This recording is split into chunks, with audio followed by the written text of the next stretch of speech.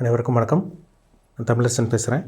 இன்றைக்கி நம்ம இந்த வீடியோவில் எதை பற்றி பார்க்க போகிறோன்னா, குரு பெயர்ச்சி பலன்கள். குரு பெயர்ச்சி பலன்கள் 2026 சிம்மம் காலச்சக்கரத்துக்கு வந்து பார்த்திங்கன்னா 5ஆம் ராசியான சிம்ம ராசி நேயர்களுக்கு இந்த வருஷம் நடக்க இருக்கிற குரு பெயர்ச்சி எப்படி இருக்குன்னு பார்க்க போகிறோம். சிம்ம ராசி, இப்போ உங்கள் ராசிக்கு வந்து பாருங்கள், குரு வந்து 11ஆம் இடத்துல இருக்கார். இப்போ 12ஆம் இடத்துக்கு வந்துடுவார். அதாவது ஜூன் மாதம் 2ஆம் தேதி குரு பெயர்ச்சி நடக்கும். உங்கள் ராசிக்கு வந்து 12ஆம் இடத்துக்கு வரக்கூடிய குரு வந்து பார்த்திங்கன்னா ஒரு நல்ல குரு பயிற்சியாக தான் உங்களுக்கு இருக்கும். சரிங்களா? இது ஒரு ப்ளஸ் பாயிண்ட் இருக்குது உங்களுக்கு. ஆனால் ஏற்கனவே 8ஆம் இடத்துல சனி உட்காந்து, அது ஜென்மத்தில் வேறு உங்களுக்கு கேது உட்காந்துருக்கும். 7ஆம் இடத்துல ராகு உட்காந்து பார்த்திங்கன்னா ஒரு பக்கம் மனக்குழப்பம், ஒரு பக்கம் போராட்டம், அப்படியே போட்டு நம்மளை போட்டு அப்படியே அழுத்துற மாதிரி ஒரு ஃபீல் இருக்கும் உங்களுக்கு. சரிங்களா? அழுத்துற மாதிரி இருக்கும், யாரோ போட்டு பிடிச்சி அழுத்துற மாதிரி இருக்கும். அந்தளவுக்கு ஒரு டிப்ரெஷனும் ஒரு மன உளைச்சல் கண்டிப்பாக உங்களுக்கு இருக்கும் சிம்மராசிக்காரங்களுக்கு. ஒரு 90% சிம்மராசிக்காரங்க கஷ்டத்தில் தாங்க இருக்கீங்க. ஏன்னா ஏகப்பட்ட பிரச்சனை, குடும்ப பிரச்சனை, ஒரு சில பேருக்கு கையில் பணம் இல்லை, மனசில் நிம்மதி இல்லை. குடும்பத்தில் வந்து பார்த்திங்கன்னா கணவன் மனைவிக்குள்ள பிரச்சனை, குழந்தைங்க சரியாக படிக்க மாட்டேங்குது, குழந்தைங்க சொல் பேச்சு கேட்க மாட்டேங்குது, சொந்தக்காரங்க முதுகில் குத்துறாங்க, அசிங்கப்படுத்துகிறாங்க, கணவன் மனைவி உறவில் பிரச்சனை, இந்த மாதிரி நிறைய பேர்த்துக்கு ஒவ்வொரு விதமான பிரச்சனைகள் அந்த அஷ்டம சனியில் போன வருஷத்துலேருந்து நீங்கள் அனுபவிச்சுட்டு இருக்கீங்க. இப்போ உங்கள் ராசிக்கு பாருங்க, கேது ராசியிலிருந்து 7ஆம் இடத்துல இருக்கிறனால திருமண உறவில் பிரச்சனை, நண்பர்கிட்ட பிரச்சனை, கூட்டுத்தொழிலில் பிரச்சனை, பிரிவினை, நண்பர்கள் பிரிவினை, இதெல்லாம் உங்களுக்கு நடந்திருக்கும். இப்போ உங்கள் ராசிக்கு வந்து 8ஆம் இடத்துக்கு சனி இருக்கார்.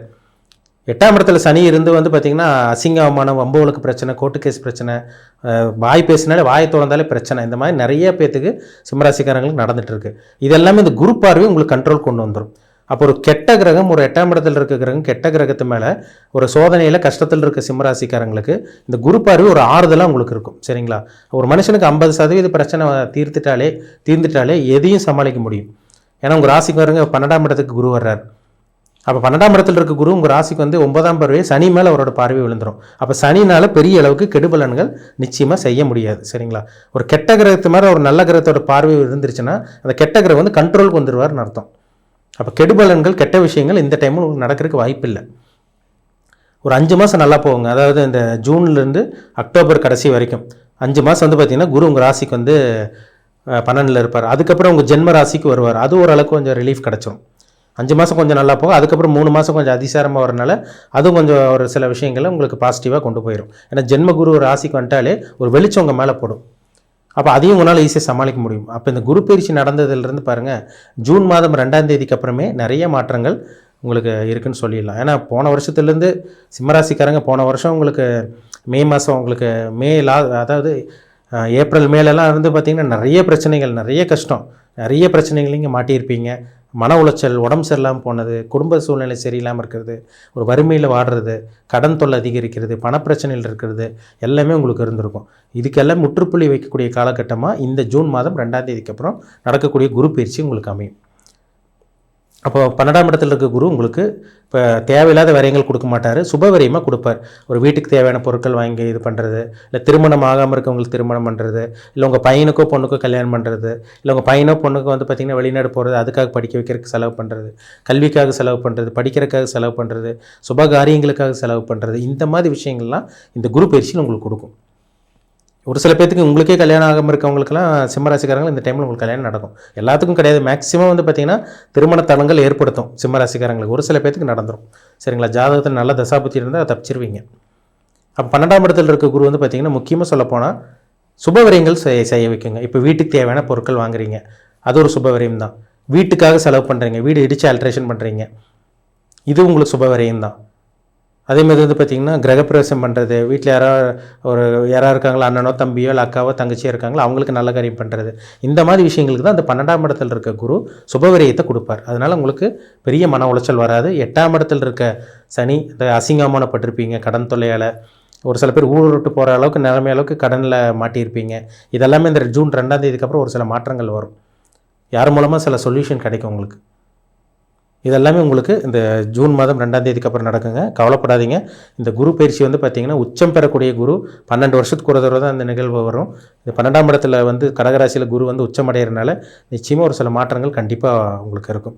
குழந்தைகளுக்காக செலவு பண்ணுவீங்க, ட்ராவலுக்காக செலவு பண்ணுறது, வெளிநாட்டுக்காக செலவு பண்ணுறது, வெளிநாடு போகிறதுக்காக செலவு பண்ணுறது, இந்த மாதிரி விஷயங்கள்லாம் நல்ல விஷயத்துக்காக செலவு பண்ணக்கூடிய இந்த சந்தர்ப்பங்கள், சூழ்நிலை உங்களுக்கு உருவாகும்.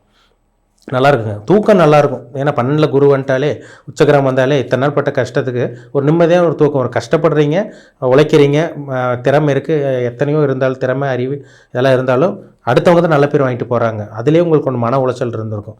இந்த டைம் ஒரு நிம்மதியான தூக்கம் ஜூன் மாதம் 2ஆம் தேதிக்கு அப்புறம் ஒரு நிம்மதியான ஒரு உறக்கமும் நிம்மதியான ஒரு தூக்கமும் கண்டிப்பாக உங்களுக்கு ஒரு மனநிறைவு கண்டிப்பாக இருக்கும். பிரச்சனை ஒரு பக்கம் இருந்தாலும் அது சமாளிக்கக்கூடிய கெப்பாசிட்டி உங்களுக்கு ஆட்டோமேட்டிக்காக வந்துடும். சரிங்களா? அப்போ 8ஆம் இடத்தை வந்து குரு பார்க்கறனால வெளிநாடு போகலாங்க. இந்த டைம் வெளிநாடு போகிறது, பாஸ்போர்ட் வாங்கி வச்சுருக்கவங்களுக்கு வீசா கிடைக்கும், பிஆர் கிடைக்கிறது, இந்த மாதிரி சில விஷயங்கள ஒரு சில சிம்மராசிக்காரங்களுக்கு இந்த வெளிநாட்டு பிரயாணங்கள் உங்களுக்கு சக்ஸஸ் ஆயிரும். குரு உங்கள் ராசிக்கு வந்து பாருங்கள் 12ஆம் இடத்துல இருக்கிறனால அவர் உங்கள் ராசிக்கு எத்தனாம் அதிபதி? 5ஆம் அதிபதி 12ல் இருக்கார். உங்கள் ராசிக்கு வந்து 4ஆம் இடத்தை பார்க்குறாரு. அப்போ வீடு வாங்குறது, நிலம் வாங்குறது, ஒரு வாகனம் மாற்றணும்னு நினைக்கிறீங்க, 2 வீலர் வாங்கலாம், கார் வாங்கலாம், காரை மாற்றலாம், புது வாகனம் வாங்குறது, இல்லை செகண்ட் ஹேண்ட் 2 வீலர் 4 வீலர் வாங்குறது, வீட்டுக்கு தேவையான செலவு பண்ணுறது, ஒரு இடத்த வாங்கி போடுறது, இந்த மாதிரி விஷயங்கள்லாம் உங்களுக்கு இந்த டைமில் உருவாகும். இந்த டைமில் உங்களுக்கு அமையும். இதெல்லாம் உங்களுக்கு சாதகமாக இருக்குங்க. சரிங்களா? ஒரு நிம்மதி இருக்குங்க. கஷ்டப்பட்டுட்டு இருந்தவங்களுக்கு வந்து பார்த்திங்கன்னா இந்த 2ஆம் தேதி ஜூன் 2ஆம் தேதிக்கு அப்புறம் ஒரு சில மாற்றங்களும் ஒரு சில நிம்மதி கிடைக்கக்கூடிய காலகட்டமாக தான் இந்த டைம் உங்களுக்கு அமையும். அதில் சந்தேகமே கிடையாது. ஒரு சில பேர்லாம் கேட்ட கடன் கிடைக்க மாட்டேங்குதுங்க சார், கடன் தொல்லை அதிகமாக இருக்குது, ஒரு இடத்துல வாங்கி இன்னொரு இடத்த அடைச்சிட்டு இருக்கோன்னு சொல்லிட்டு இருக்கவங்களுக்குலாம் அதுக்கு ஒரு சொல்யூஷன் கிடைக்கும். ஏன்னா குரு உங்கள் ராசிக்கு 6ஆம் இடத்தை பார்க்குறாரு, மகர ராசி பார்க்குறாரு. எப்படியோ ஒரு நல்ல வேலை கிடச்சிரும். இல்லை வேலையில் வந்து பார்த்திங்கன்னா ஏதோ ஒன்று பணம், சேலரி இன்க்ரிமெண்ட், சம்பள உயர்வு, இந்த மாதிரி சில விஷயங்கள்லாம் இந்த டைமில் உங்களுக்கு ஒரு சில சிம்மராசிக்காரங்களுக்கு அமையும். எல்லாத்துக்கும் அமைன்னு சொல்ல முடியாது. ஏன்னா அஷ்டம சனி போயிட்டுருக்கு. இப்போ கெட்ட காலத்துலேயும் ஒரு நல்ல காலம் அமைன்னு சொல்லிடலாம். சரிங்களா? ஒரு கெட்ட விஷயங்கள் நடக்குது, அந்த கெட்ட விஷயத்தில் ஒரு சில நல்ல விஷயங்கள் நடந்தால் ஈஸியாக சமாளிக்க முடியுமில்ல. அதனால் ஒரு 50% கெட்ட விஷயம் நடந்தால் கூட ஒரு 50% நல்ல விஷயம் நடக்கிறதுனால நிச்சயமாக சிம்மராசிக்காரங்க சமாளிச்சுக்குவீங்க. எல்லாத்துக்கும் ப்ரமோஷன் கிடைக்காது. ஒரு சில பேர்த்துக்கு ஜாதகத்தில் நல்ல யோகமான தசாபுத்தி நடந்துகிட்டு இருக்கவங்களுக்கெல்லாம் கண்டிப்பாக ப்ரொமோஷன், பதவி உயர்வெல்லாம் கண்டிப்பாக இந்த டைம் கிடைக்கக்கூடிய வாய்ப்புகள் உருவாகும். நல்ல கடன் கிடைக்கும், நல்ல விஷயத்துக்காக கடன் வாங்குறது, இந்த மாதிரி சில விஷயங்கள்லாம் கிடைக்கும். பேங்க்கில் லோன் அப்ரூவ் ஆகுறது, இந்த மாதிரி சில விஷயங்கள்லாம் 6ஆம் இடத்தை பார்க்கக்கூடிய குருனால உங்களுக்கு கிடைக்குங்க. 6ஆம் இடத்தை குரு பார்த்துட்டாலே சிலதெல்லாம் ஒரு சொல்யூஷன் தீர்க்க வைப்பார் உங்களுக்கு. இப்போ ஏதாவது கோர்ட்டு கேஸ் பிரச்சனை, ஏதாவது போலீஸ் ஸ்டேஷன் பிரச்சனை, கோர்ட்டு பஞ்சாயத்தெல்லாம் போயிட்டு இருக்குதுன்னா அதுக்கு ஒரு சொல்யூஷன் கிடைக்கும், ஏதோ நிவர்த்தி ஆகும். இல்லை உடம்பு சரியில்லாமல் போயிட்டுருக்கு, ஹெல்த் பிரச்சனை, அடிக்கடி நோய்வாய்ப்படுறோம், ஒரு ஆரோக்கியம் சிறப்பாக இல்லைங்க சார், ஆரோக்கியம் நல்லா இல்லை, நிறைய கஷ்டத்தை அனுபவிச்சுருக்கோன்னு சொல்லிட்டு இருக்கவங்களாம் ஒரு நல்ல ஒரு டாக்டரோ நல்ல ஒரு மருந்தோ அதுக்குண்டான சில தீர்வுகளும் உங்களுக்கு கண்டிப்பாக யார் மூலமாக உங்களுக்கு கிடைக்கும். இதெல்லாமே இந்த 6ஆம் இடத்தை பார்க்கக்கூடிய குரு நிச்சயமாக கொடுப்பார். அதனால் கவலைப்படாதீங்க. இந்த ஆரம்பத்தில் ஒரு 5 மாதம் கொஞ்சம் நல்லா போகும். அதுக்கப்புறம் உங்களுக்கு அக்டோபர்லேருந்து ஜனவரிக்கு அப்புறம் 3 மாதம் அது உங்களுக்கு ஜென்ம குருவாக வரனால அதுவும் சில நல்ல விஷயங்கள்லாம் உங்களுக்கு கண்டிப்பாக ஏற்படுத்தி கொடுக்கும். அதனால் அஷ்டம சனி போயிட்டுருக்குன்னு சொல்லி பயப்பட வேண்டாம், கவலைப்படாதீங்க. ஏன்னா 90% சிம்மராசிக்காரங்க கொஞ்சம் கஷ்டத்துலையும் பிரச்சனையில் தான் இருக்கீங்க. அதிலிருந்து மீண்டு வரக்கூடிய சூழ்நிலை, அந்த சந்தர்ப்பங்கள், அந்த வாய்ப்புகள் இந்த ஜூன் மாதம் 6ஆம் தேதி, இந்த 2ஆம் தேதிக்கு அப்புறம், ஜூன் 2ஆம் தேதிக்கு அப்புறம் இந்த கண்டிப்பாக இந்த குரு பயிற்சி நடக்கிறனால உங்களுக்கு நிச்சயமாக ஒரு சில மாற்றங்கள் நடக்கும். நீங்கள் என்ன நட்சத்திரம்னு பாருங்கள் முக்கியமாக. சரிங்களா? நீங்கள் என்ன நட்சத்திரத்தில் இருப்பீங்க? நீங்கள் வந்து பார்த்திங்கன்னா மக நட்சத்திரத்தில் இருப்பீங்க, பூர நட்சத்திரத்தில் இருப்பீங்க, இல்லை உத்தர நட்சத்திரத்தில் பிறந்திருப்பீங்க. உங்கள் வயசு என்ன தசாபுத்தி போகுது? இப்போ உங்களுக்கு சாதகமான தசாபுத்தியா, பாதகமான தசாபுத்தியா? ஏன்னா குரு பயிற்சி வந்து உங்களுக்கு ஓரளவுக்கு கொஞ்சம் சாதகம் தான். சனியோட கெடுபலன்களை கொஞ்சம் கம்மி பண்ண போகுதுன்னு அர்த்தம். 50% 50% கம்மி பண்ணி கண்ட்ரோல் வந்துடும். ஆனால் உங்கள் ஜாதகத்தில் நல்ல தசாபுத்தி நடந்துச்சுன்னா கண்டிப்பாக உங்களுக்கு ரொம்பவே நல்லாயிருக்கும். பெருசாக அந்த அஷ்டம் சனி பாதிக்காது. ஜாதகத்தில் நல்ல லக்னத்தில் பிறந்து நல்ல லக்னாதிபதி நல்ல ஒரு இடத்துல இருந்து, அதே மாதிரி வந்து பார்த்திங்கன்னா உங்களுக்கு நல்ல கிரகத்தோட சுபகிரகங்களோட தசாபுத்தி நடந்து, அவயோகி கிரகங்களோட தசாபுத்தி நடக்காமல், பாவ கிரகங்களோட தசாபுத்தி நடக்காமல் இருந்துச்சுன்னா நீங்கள் தப்பிச்சிட்டிங்கன்னு அர்த்தம். அப்போ உங்கள் பிறப்பு ஜாதகத்தில் தான் விஷயமே இருக்குது. பிறப்பு ஜாதகத்தை மட்டும் சப்போர்ட் பண்ணிருச்சுன்னா இந்த குரு பயிற்சி சேர்ந்து உங்களுக்கு இது இருக்கிறதுனால நல்ல விஷயத்துக்காக மட்டும் தான் செலவு பண்ணுவீங்க.